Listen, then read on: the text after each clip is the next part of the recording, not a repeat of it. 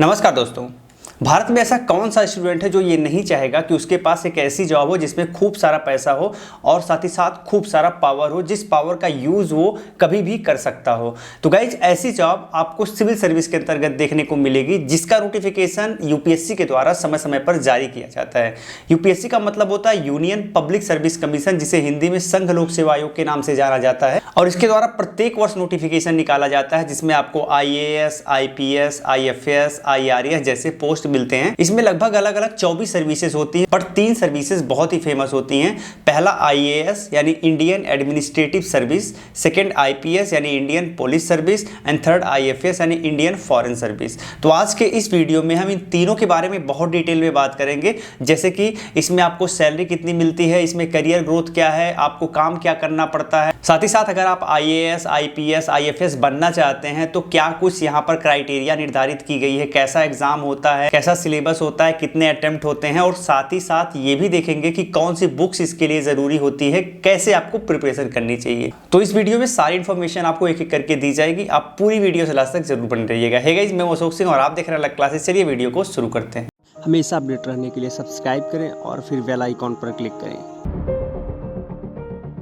तो सबसे पहले हम देखेंगे IAS के बारे में। IAS का फुल फॉर्म होता है इंडियन एडमिनिस्ट्रेटिव सर्विस। गाइज, ये केंद्र सरकार, राज्य सरकार, जिला स्तर पे और बहुत सारे सरकारी उपक्रमों में रणनीतिक पदों पर होते हैं। यह जिला स्तर पर DM जैसे पोस्ट पर काम करते हुए मिल जाएंगे, वहीं सेंट्रल और स्टेट लेवल पर ये सचिव के रूप में भी आपको काम करते हुए दिखेंगे। चलिए देख लेते हैं इन्हें क्या क्या फैसिलिटीज मिलती हैं। तो इन्हें रहने के लिए एक बहुत अच्छा घर मिलता है, साथ ही साथ सर्वेंट मिलता है, सिक्योरिटी की व्यवस्था होती है, चलने के लिए ऑफिशियल कार दी जाती है, इसके साथ इलेक्ट्रिसिटी, वाटर, गैस एक्सपेंसेस, ये सारी चीजें मिलती हैं। साथ ही साथ मेडिकल सुविधाएं भी दी जाती हैं और साथ ही साथ फोन का जो बिल आता है वो भी प्रोवाइड किया जाता है। अब जानते हैं इनका काम क्या होता है। तो अगर आप एक IAS ऑफिसर बन जाते हो तो आपका काम पॉलिसी बनाना, पॉलिसी को इंप्लीमेंट करना, रेवेन्यू कलेक्शन, अपने से लो लेवल के अधिकारियों को कोऑर्डिनेट करना, अपने देश में जो चैलेंजेस हैं उनसे निपटने के लिए योजना बनाना, साथ ही साथ अलग अलग मिनिस्टर्स एंड ऑफिसर्स के साथ मीटिंग अरेंज करना, ये सारी चीजें होती हैं। यहाँ पर आपकी सैलरी 56,000 रुपए से स्टार्ट होती है और आगे 2.5 लाख रुपए महीने तक आप अर्न कर पाते हो। तो गाइस, जैसे जैसे यहाँ पर आपकी सर्विस बढ़ती जाती है, आपका प्रमोशन होता जाता है, आपकी सैलरी बढ़ती जाती है, एक्सपेंड करती जाती है। तो चलिए देख लेते हैं इनका प्रमोशन कैसे होता है, इनका करियर ग्रोथ कैसे होता है। तो सबसे पहले हम देखेंगे कि अगर ये जिला स्तर पे है तो उनका प्रमोशन कैसे होता है। ठीक है,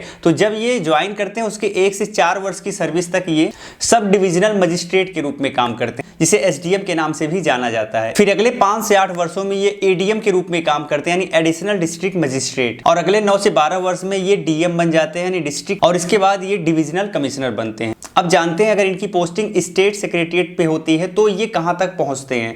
तो वहां पर आप सबसे पहले अंडर सेक्रेटरी के रूप में ज्वाइन करते हैं, फिर आप ज्वाइंट सेक्रेटरी बनते हैं, इसके बाद स्पेशल सेक्रेटरी कम डायरेक्टर के रूप में आपकी ज्वाइनिंग होती है, इसके बाद सेक्रेटरी कम कमिश्नर, फिर प्रिंसिपल सेक्रेटरी, फिर एडिशनल चीफ सेक्रेटरी और फिर चीफ सेक्रेटरी के रूप में होते हैं। वहीं अगर आप सेंट्रल लेवल पर जाते हैं तो सबसे पहले असिस्टेंट सेक्रेटरी बनते हैं, फिर अंडर सेक्रेटरी, फिर डिप्यूटी सेक्रेटरी, फिर डायरेक्टर, फिर ज्वाइंट सेक्रेटरी, फिर एडिशनल सेक्रेटरी, फिर सेक्रेटरी और लास्ट में कैबिनेट सेक्रेटरी। तो यहां तक आपका ग्रोथ होता है। अब अगर आप इतना ग्रोथ चाहते हैं तो इसके लिए आपको सिविल सर्विस में बहुत ही कम टाइम में एंटर ले लेना है। जैसे कि सिविल सर्विस में जाने के लिए मिनिमम 21 वर्ष एज है, तो अगर आपकी ज्वाइनिंग 22-23 वर्षों में हो जाती है और अगर आपकी ज्वाइनिंग लेट होती है तो आपका प्रमोशन इतना ज्यादा ऊपर तक नहीं हो पाता है। ठीक है, तो ये तो हमने जान लिया IAS के बारे में। अब अपने दूसरे पोस्ट को डिस्कस कर लेते हैं, जो कि इंडियन फॉरेन सर्विस के नाम से जाना जाता है, यानी भारतीय विदेश सेवा। दोस्तों, भारतीय विदेश सेवा का जो अधिकारी होता है वो बहुत इंपॉर्टेंट होता है और भारत का फॉरेन कंट्री से जो रिलेशन है उसको बनाए रखने का ये काम करता है। चाहे वो सांस्कृतिक रिलेशन हो, चाहे आर्थिक रिलेशन हो, चाहे राजनीतिक रिलेशन हो, उसको ये मजबूत करने का काम करता है। साथ ही साथ IFS अधिकारी हमारे देश को फॉरेन में रिप्रेजेंट भी करने का काम करता है। ये तो बेसिकली इनका काम होता है। जानते हैं एक IFS अधिकारी को क्या क्या फैसिलिटीज, क्या क्या सुविधाएं दी जाती है। इनको भी रहने के लिए बहुत अच्छा घर दिया जाता है, इसके साथ ही साथ इन्हें चलने के लिए कार दी जाती है। तो ये भारत से फॉरेन तक जाते हैं, इसके लिए इन्हें फ्री एयर ट्रेवल की व्यवस्था की जाती है। साथ ही साथ इन्हें DNS अलाउंस दिया जाता है, इसके साथ इन्हें मेडिकल फैसिलिटी दी जाती है, सर्वेंट दिए जाते हैं, सिक्योरिटी की व्यवस्था की जाती है, इसके साथ इलेक्ट्रिसिटी, वाटर बिल, गैस, इन सारे एक्सपेंसेस को कवर किया जाता है और इसके साथ एजुकेशनल एक्सपेंसेस को भी कवर किया जाता है। तो ये सारी फैसिलिटी एक IFS ऑफिसर को प्रोवाइड की जाती है। जानते हैं इनका काम क्या होता है। तो ये हमारी कंट्री को अब्रॉड अब्रॉड में रिप्रेजेंट करने का काम करते हैं, यानी फॉरेन में हमारे भारत को ये रिप्रेजेंट करने का काम करते हैं। सेकेंडरी डिप्लोमेट के रूप में काम करते हैं। चलिए जान लेते हैं इनके करियर ग्रोथ के बारे में। तो अगर ये एम्बेसीज में जाते हैं तो इनकी पोस्टिंग एंट्री लेवल पर 3rd सेक्रेटरी के रूप में होती है, उसके बाद 2nd सेक्रेटरी और फिर 1st सेक्रेटरी के रूप में होती है। उसके बाद ये काउंसलर बनते हैं, फिर चीफ काउंसलर बनते हैं, इसके बाद ये डिप्यूटी हाई कमिश्नर के रूप में काम करते हैं और फिर एम्बेसडर के रूप में काम करते हैं। और गाइस सपोज करिए अगर इनकी ज्वाइनिंग MEA के अंतर्गत होती है, यानी मिनिस्ट्री ऑफ एक्सटर्नल अफेयर्स के अंतर्गत होती है, तो इनकी पोस्टिंग कैसे होती है ये देख लेते हैं। तो सबसे पहले ये अंडर सेक्रेटरी होते हैं, फिर डिप्यूटी सेक्रेटरी होते हैं, फिर डायरेक्टर होते हैं, उसके बाद ज्वाइंट सेक्रेटरी, फिर एडिशनल सेक्रेटरी, इसके बाद सेक्रेटरी और लास्ट में फॉरेन सेक्रेटरी ऑफ इंडिया के रूप में काम करते हैं।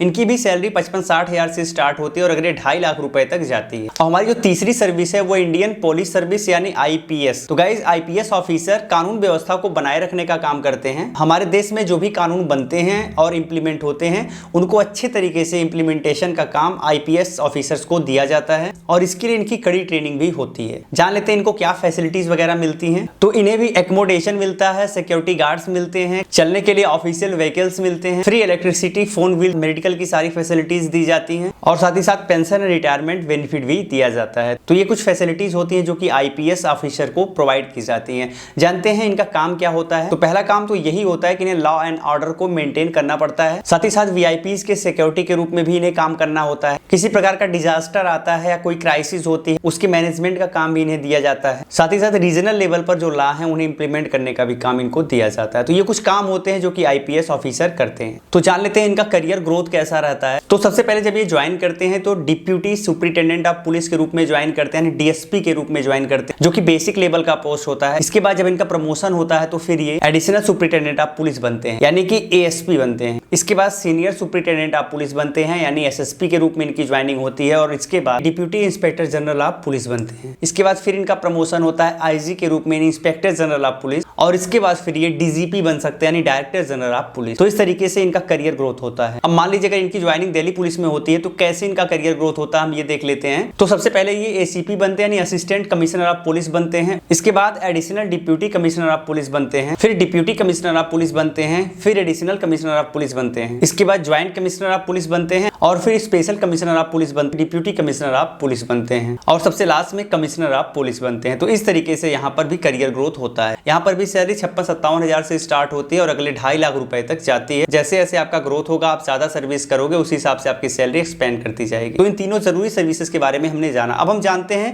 कि इसमें बेसिक एज लिमिट क्या होती है। तो अगर आप इन सर्विसेज में जाना चाहते हो तो मिनिमम 21 वर्ष आपकी एज होनी चाहिए। इससे कम एज पे आप अप्लाई नहीं कर सकते और मैक्सिमम 32 वर्ष तक आप अप्लाई कर सकते हो अगर आप जनरल EWS हो तो।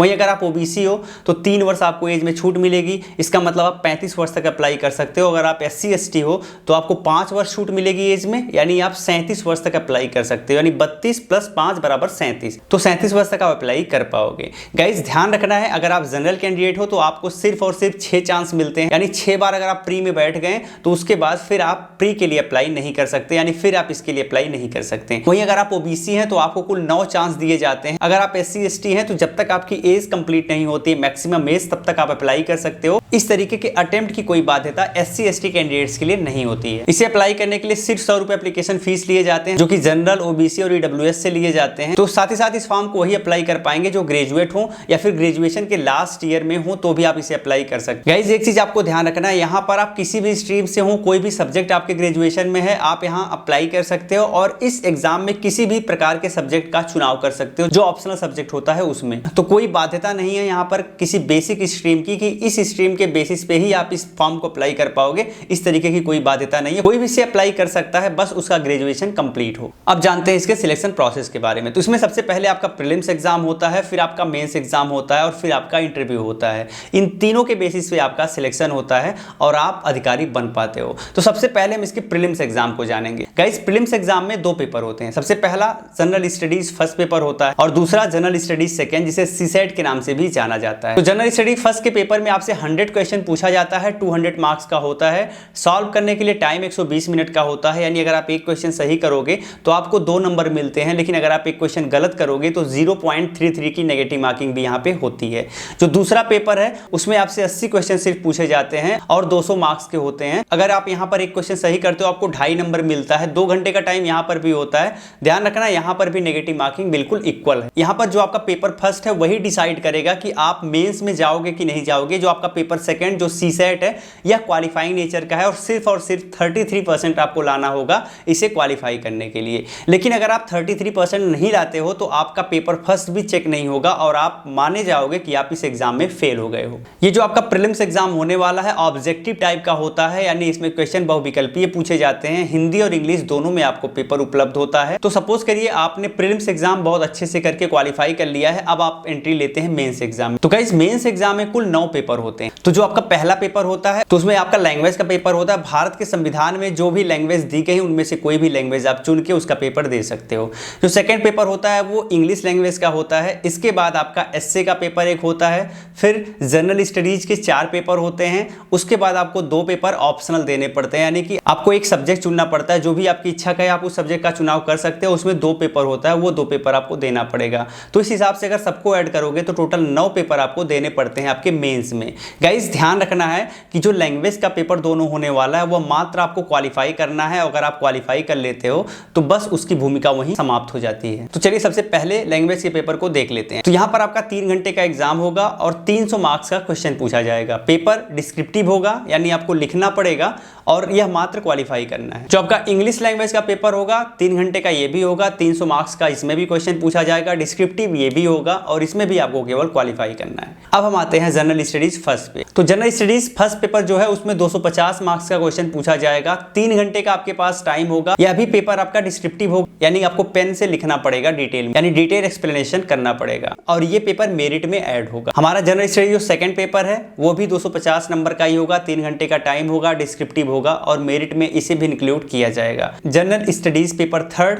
250 मार्क्स का होगा, 3 घंटे का टाइम होगा, मेरिट में इंक्लूड किया जाएगा और डिस्क्रिप्टिव होगा। जबकि जनरल स्टडीज फोर्थ पेपर भी मेरिट में इंक्लूड किया जाएगा, 250 मार्क्स का होगा, 3 घंटे का टाइम होगा और डिस्क्रिप्टिव होगा।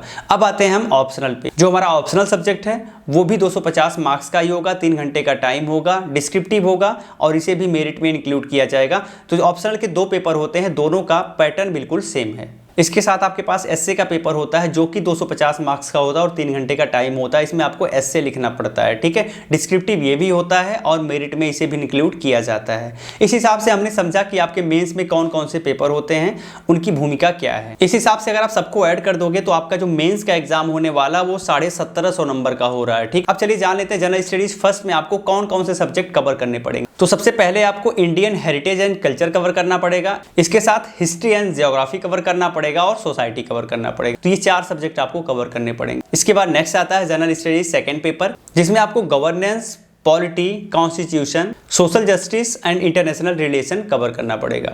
जनरल स्टडीज पेपर थर्ड में आपको technology, economic development, biodiversity, environment, security and disaster management cover करना पड़ेगा। जबकि जनरल स्टडीज पेपर फोर्थ में इथिक्स, इंटीग्रिटी और एप्टीट्यूड ओरिएंटेड क्वेश्चन पूछे जाएंगे। ये तो रहा आपके मेंस के जीएस के पेपर में कौन से सब्जेक्ट कवर करने होंगे इसके बारे में। यहाँ पर जो आपका ऑप्शनल एग्जाम होता है इसमें लगभग 47 से 48 सब्जेक्ट होते हैं, जिनमें से आप कोई भी सब्जेक्ट चुन सकते हैं। तो ये पूरी तरह से आपके ऊपर डिपेंड करता है। अब मेंस क्वालिफाई करने के बाद आपका इंटरव्यू होता है जो कि 275 नंबर का होता है और अगर इन सभी को मिला दें तो कुल 2025 नंबर पर आपका फाइनल सिलेक्शन होता है। चलिए जान लेते हैं इंटरव्यू में किस टाइप के क्वेश्चन पूछे जाते हैं। तो अगर आप इंटरव्यू आसानी से क्लियर करना चाहते हैं तो आपकी थिंकिंग क्रिटिकल होनी चाहिए, साथ ही साथ रिस्क असेसमेंट स्किल आपके अंदर होनी चाहिए, क्राइसिस मैनेजमेंट स्किल आपके अंदर होनी चाहिए, एक लीडर के रूप में काम करने की स्किल होनी चाहिए, साथ ही साथ इंटेलेक्चुअल एंड मोरल इंटीग्रिटी भी होनी चाहिए। तो ये कुछ बेसिक चीजें हैं जो कि आपके अंदर होनी चाहिए आप अगर यूपीएससी का इंटरव्यू देने जाते हो तो। गाइस अगर पिछले कुछ समय से देखें तो सिविल सर्विस में पोस्टों की संख्या कम होती जा रही है। जैसे कि 2016 में कुल 1209 पोस्ट आए थे,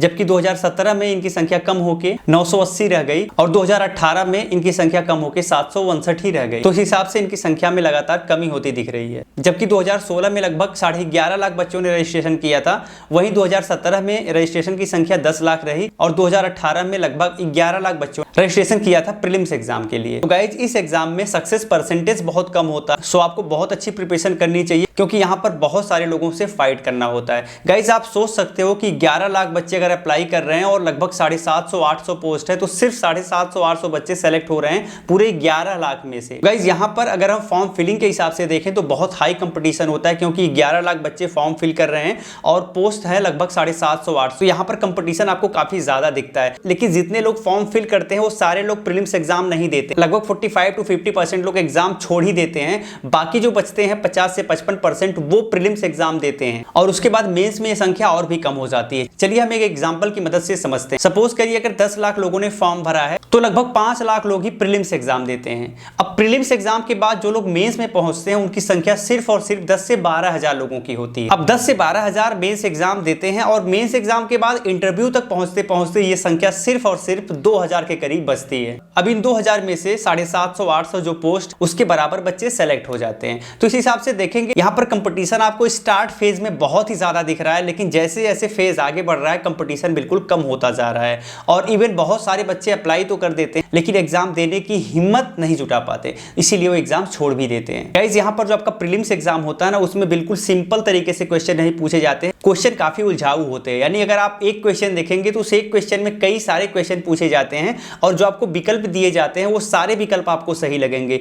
4 विकल्प दिया गया, चारों विकल्प आपको सही ही लगेंगे। अब आपके पास वो कैपेसिटी होनी चाहिए, वो एनालिटिकल पावर होनी चाहिए कि आप उसमें से सबसे बेहतरीन जो विकल्प है उस विकल्प का चुनाव करें और सही विकल्प का चुनाव करें। ठीक है, तो ये चीज आपके अंदर होनी चाहिए। इसके लिए बहुत अच्छे तरीके से आपकी स्टडी होनी चाहिए, बहुत अच्छे तरीके से आप सारे टॉपिक को कवर करें। उन टॉपिक की अच्छी समझ अगर आपको है तभी आप इन तरीके के क्वेश्चन सॉल्व कर पाएंगे। अब हम जान लेते हैं कि जिनका प्रीवियस में सिलेक्शन हुआ है उनका प्रीलिम्स में कितने नंबर पर सिलेक्शन हुआ है और उनका फाइनल सिलेक्शन भी कितने नंबर पर हुआ है। तो 2019 का डाटा लेंगे और इसमें सिर्फ और सिर्फ हम जनरल को कवर करेंगे। तो 2019 में अगर आप जनरल कैंडिडेट थे 98 नंबर आउट ऑफ 200 लाके आप मेंस के लिए क्वालिफाई कर जाते हैं। वहीं 2020 में आप मेंस क्वालिफाई करने के लिए जनरल वालों को 92.51 नंबर ही लाना था। तो आप देख सकते हैं 2019 की अपेक्षा 2020 में कट ऑफ कम गए हैं। ऐसा इसलिए भी होता है क्योंकि बच्चों की संख्या कितनी ज्यादा है और जो पेपर आ रहा है वो कितना ज्यादा टफ आ रहा है।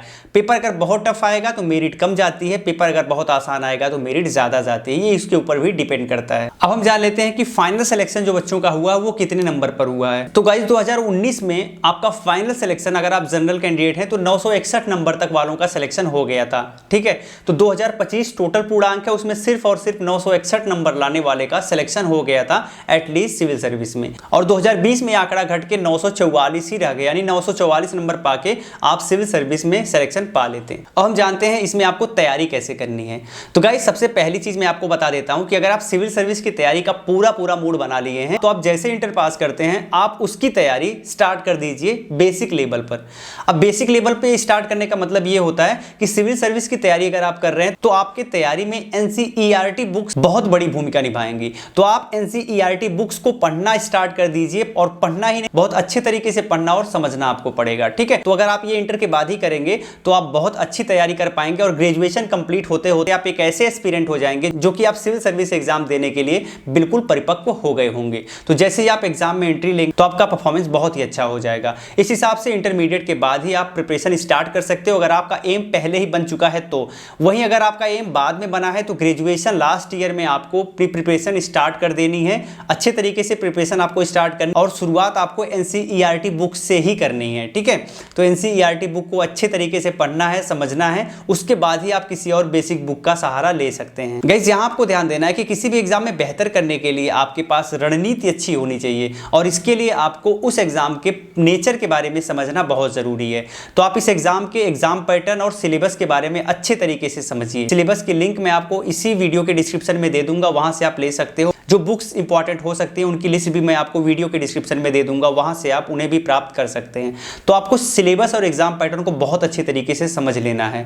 जब आपको सिलेबस और एग्जाम पैटर्न बहुत अच्छे तरीके से समझ आ जाएगा तो आप इसमें बहुत अच्छा कर पाओगे। एक चीज मैं अपनी तरफ से आपको ऐड करना चाहूंगा, आप एक सब्जेक्ट के बहुत सारे बुक पढ़ने का प्रयास बिल्कुल मत करिएगा। आप एक सब्जेक्ट की एनसीईआरटी पढ़िए और एक बेसिक बुक आप पढ़ सकते हैं, बस इससे ज्यादा आपको पढ़ने की कोई जरूरत नहीं है। एक ही बुक को आप बार बार पढ़िएगा, क्योंकि बहुत सारी बुक्स पढ़ने के बाद आप बहुत ज़्यादा कंफ्यूज होंगे और एक ही बुक्स को जो आप बार बार पढ़ेंगे तो आपको कुछ ना कुछ नया उसमें हमेशा मिलता जाएगा और आपकी प्रिपरेशन बहुत ही बेहतर हो जाएगी। ठीक है, तो आपको एक ही बुक्स को बार बार पढ़ना है, न कि बहुत सारी बुक्स को एक बार पढ़ना है। गाइस, ये जो एग्जाम होता है ना, ये रिटन एग्जाम होता है, यानी यहाँ पर आपको चीज़ें लिखनी पड़ती हैं। तो चीज़ें लिखने के लिए आपको चीज़ों को अच्छी तरीके से समझना पड़ता है, इसलिए आपको ध्यान रखना है कि आप जब भी प्रिपरेशन करें तो उस प्रिपरेशन के दौरान आपको आंसर राइटिंग पर विशेष फोकस करना है, क्योंकि जो आपको नंबर मिलने वाला है, जो आपका सिलेक्शन होने वाला है, वो आपके अच्छे आंसर राइटिंग के बेसिस पे ही होगा, क्योंकि अच्छा आंसर राइटिंग करने के बाद आप लोगों से ज्यादा नंबर प्राप्त कर पाओगे। और प्रीलिम्स एग्जाम देने के पहले आप मॉक टेस्ट जरूर ज्वाइन करिएगा। मॉक टेस्ट ज्वाइन करेंगे तो आपको यह समझ आएगा